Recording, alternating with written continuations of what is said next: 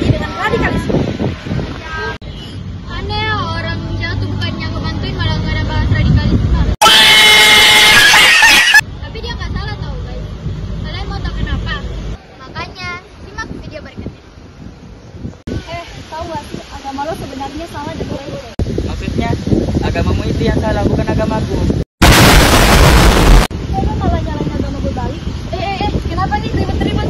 Ini, Aisyah, yang agamaku salah dan melenceng. Kan emang agama lo salah. Astaga, tahun segini masih aja debat soal agama. Padahal kan di Indonesia yang punya lebih dari satu agama ini udah diajarkan yang namanya moderasi beragama. Tahu nggak sih, di dalam moderasi beragama kita harus memahami 4 pilar utama agar kita dapat menjadi orang yang bermoderasi. Yang pertama, komitmen kebangsaan. Yang kedua, toleransi. Yang ketiga, anti kekerasan. Yang keempat, akomodatif dan inklusif. Maka dari itu, ayo kita belajar bersama apa itu moderasi. Moderasi beragama menurut para ahli dan peneliti ilmu. Beberapa di antaranya yaitu Al-Zumardi Azra, sejarawan dan cendekiawan Muslim Indonesia. Menurutnya, moderasi beragama adalah jalan tengah antara ekstremisme dan liberalisme.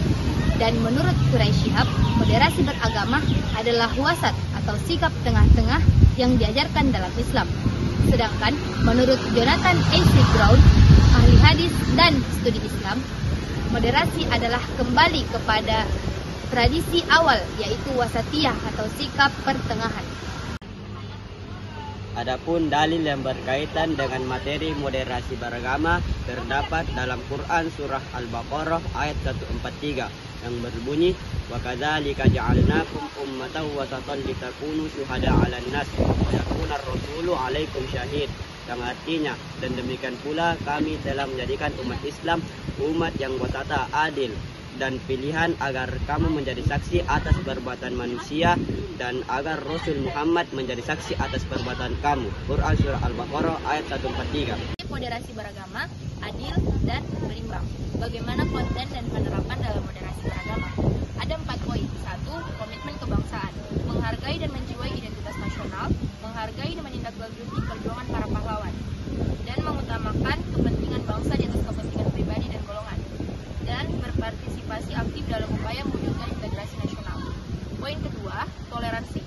Menghargai dan mengapresiasi perbedaan agama, ras, suku, budaya, dan golongan. Terbuka dan mengapresiasi kesetaraan gender. Poin ketiga, anti kekerasan. Mengusung ide-ide perubahan dengan spirit perdamaian dan anti kekerasan. Tidak mengembangkan sikap rasis dan diskriminatif terhadap perbedaan agama, ras, suku, budaya, dan antar golongan. Dan terakhir, mengusung spirit perubahan secara baik dan tidak menghalalkan segala cara. Poin keempat, akomodatif dan inklusif. 1. Komitmen untuk mempertahankan kearifan lokal, local wisdom.